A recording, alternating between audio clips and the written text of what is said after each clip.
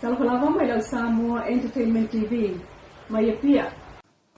Manatul tai o le tua ngai le sunga tule e pasai le malia ngaoi.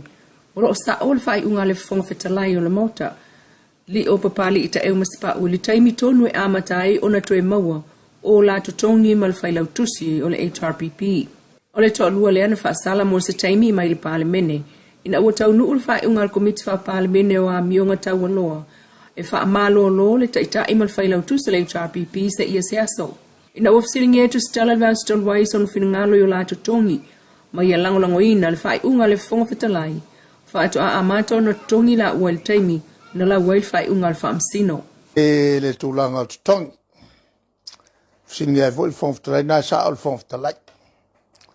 O le aso na toi faa e maua. A fai e le fai unga. O le aso le na e fatua amatai on toi tongi. A tilo i le fai unga. Se fai unga e whaingata o na malamalama. A me momoa. A fai ufatati ese e le whamasinonga le fai unga. Al palimene. Na fai le aso na fatino ai. Le ave senga maua. O ina fo ila e tau whape a mata mai ai ona toe whauau mātongi mai le aso lea. Na fai e le fai unga. Lea ua wha lea ngai. Le tai le mai tau ele o fai ngofia le tai o le tua ngai. Ona ia sila fia le awala na fai ai le unga lea a le whaamsinonga e pei ona ia saunoa whaatu sai fai ngā whaavai mai taimi o lana fai ngā malo. Fai ngā tāte le a tau ana o malamalama ele awala na fai ai le unga lea. Lona lua. O le fai ngā whaavai al tātou malo o le vāna ona muri mai ai e pei foi ona whautua ina e lo ia le malo o se whainga pitusini leo nā me tonu. A whai e molia se whaurulunga o se mtanga luanga matua ia se mta upo. Ona wha malo lo lea. Po le ala vele umir teimi wha malo lo ai. Pea wha pea o le a suspend foi maltutongi. O le mele sa iai, tasi ale masina e whaua wailo tutongi. E si tau mwhainga foi lea, e whaasau i tupe le malo, pe a taringa. Ai sau le whai unga, e wha maunia sol tu la fono, le ala ua sefe tupe le malo. Ai a sau, ia se whai unga, e le wha maunia. Sei unga ua whai. Ona toi amatalole o le tangata whaingaruanga. Ma toi whaawawa le tongi mai le aso na muta ailo na tongi. O se whainga pito a mea tonu lea. E o mai teimi ne i mkwale e malmalama. I le rationale al whamisinonga. Na whai ai le whai unga le sa whai. Ua maua leo ali i talawau e toa lua o tua ia ili wha o lima ili ave taxis ta vai. O moli ai ili wha o lima ili ave ta vale. Ta awal sui komsina pali i Mona Lisa tia i keti. I talawau le tio polinsia o wha le tonu lea na tupu i sa vai. Mai toa lua ali i talawau o moli ai nei e leo. O leisi ili wha o lima ili ave ta vale. Ai o leisi ili ana pu e ina ili telefoni ili fasinga ili ave ta vale. O le atal nansa lau lunga so ta inga televave. E maasalo mia na tupu lwa ya so taluai. Na ilo atuai leisi ali italavou o ula upenga mtautia male maa. Alai pu e leisi ali. Mana ilo atuai fo i le atalea. Le tau mawhai o leisi talal faito o le taxi. Ai wha alala ele anga ese mtau mawhai. E wha amatau le avtavale. Peitai. Na ilo atu fo i le video lava lea. Na mawhai le avtavale na solo muli masola ese ai. Malto lua ta ue lunga. Ua whamatu umai nei tu al whamtalanga whalawa i tele alo ia. Ale whale tupe o atina o Asia, o le Asian Development Bank, ADP, whatatau i le taunu ungo le Submarine Cable Project a Samoa. O le lipoti i le esfu lua i tu lau, o le so lua uni lua o lua e whapea mai. O le aunga na whai le poloketi le nei, o le CTI of sota inga tele mvami whabao malo, broadband connectivity, e au fiai, le atina e whanga o yo le fiber optic submarine cable system, po o le SCS, if sota iai Samoa ya fiti, mama watu au sota inga lalongi. Fata siai malonglongo ino le Samoa Submarine Cable Limited. If na ifa malo siai tu la fono sota inga fauna po nei, mal fa tu la fono ina o lona sisi o manga, mauna ia ile fa onga ina o interneti, mo au onanga tau soifua malo loina, po le e-services, o le lipoti lea ila na maaita o fai, less than successful. Pele ia isona tau nuunga ato atoa. Na whamao nia le ADP ia November lua o silima. Masa ia itulanga fa atua tuai. Talu ole peti na manu malo le whengolanga aluenga, e luas fulua tesimal tolu miliona tala, ele SCS po le Submarine Cable System, sa mana umia ona toe va ai iai, ona e maua lalo le ofo na ilo le tau fa atustusol ploketi, e tolu valu tesimal le 2.5 miliona tala. Mafatua iai on tapena pulenga po le support team, e langolongoina le ploketi le o le e-health, ai fatasi ai, ma le fai unga ile nata i mietu fatasi, le MOH po le Ministry of Health, utanga luenga soifua malo loina, ma le NHS po le National Health Services, au nanga lautele le soifua malo loina. Na fuai fo io na tuta ia le amatanga o le ploketi. E mai ane, wa tolu 5 miliona tala, ono po le ono tasi 5%, o le 5 sulfitu 5 miliona tala o le tau. Fitu o le 5 miliona tala o le ADP grant, na le sfutolu 1 miliona lo na sao, ili fa mai aina o le ploketi, ili vaianga lua ma le faa, fatasiai malpule ina ai o ngā ruenga tau ofisa o le ploketi.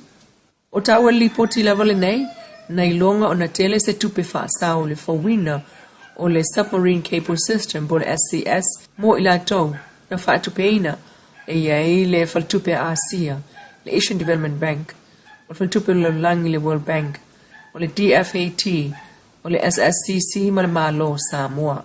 O le mta uputa o le e-health solution, na toi whaale au ngā ina i lalo le tal sanga le malo, ma toi sefe ai, le 5 ma le 2 miliona tala, mo le faltupe o Asia, o la tau na tuu, e whaatupe ina le vaenga le nā. Ile tau na unga le nā pulo keti wha mai le lipoti lea, a le ADP ile vaai tā whai, e less than successful, pele ia ison tau na unga manuia ato atoa. O le fiafio le so e tau umai ai au ta alo te e wila vili vai a Samoa, ma le sa ili ngā siampini le lalangi le nafai Australia, ile vai aso taluai. Le mata ino le awa Samoa le uma whaatasi lava, ma tau nuu ile tini, e ia isi au ele uma peo o fo ile tini.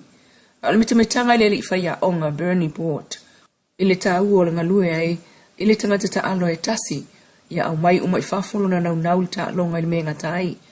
Awa sa ili ngā siampini lalangi, e tūmui tangata whaastara lau mo le whaita wafe, o le au mata iso se minoi e te whaia, e alu wale le malosi pe a fefe.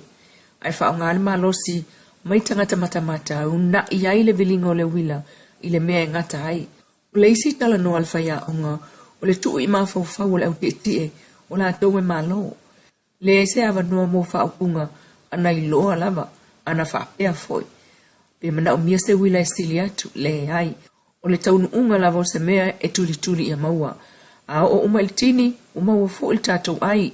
O le taimi mua leo Samoa, ai o le avea ai fo i o Samoa musui o isi moto le Pasifika, i lea fo i tu unga sa ili ngā siampini lau langi. Ta o le li whaia onga Bernie Port, na le 5 mai aso le nta pena ili au Samoa. Maua lo le avanoa mwha o ngā, a wai whaatasi ai leo lango na maua se avanoa.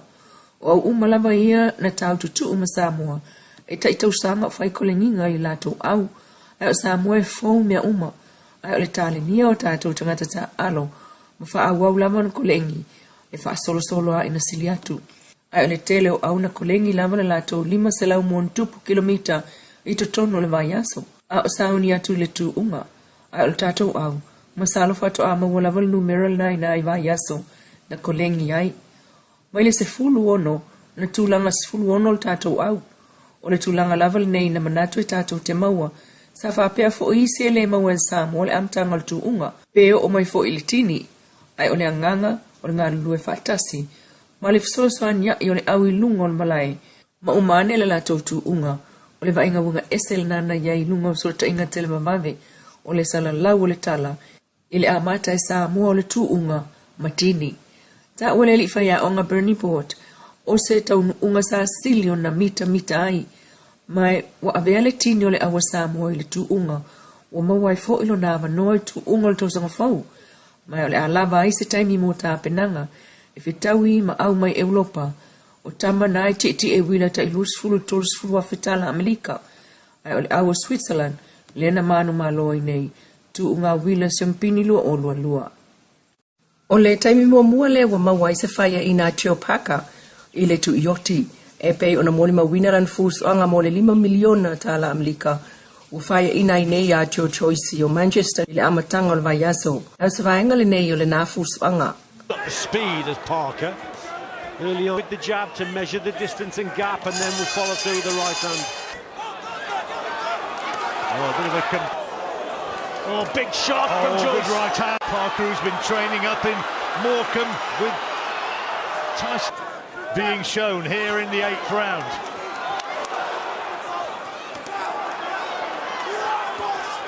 And now he's getting, but with that will come that it's the body shots that he follows up with. Again, it's so difficult. Right, works basically. I mean, that's a terrific shot. Yeah, brilliant. Off him. Again at Joyce. Working very well. Another solid, a slower round, but it's actually suited him, and that's better working. Good body shot from Joyce.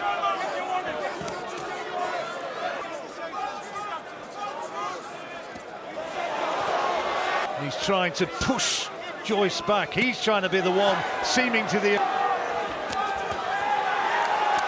Oh, good work from Parker. It's good from Parker. Oh, big shots here from Joe Joyce. Head, and he's coming on strong here, the Londoner. Bonded. Oh, what a shot. He's gone, the left hand. Joe Joyce by knockout in the 11th round. What a contest we've seen, and what a performance from Joe Joyce. Great shot, finishing it emphatically. Joseph Parker gave everything.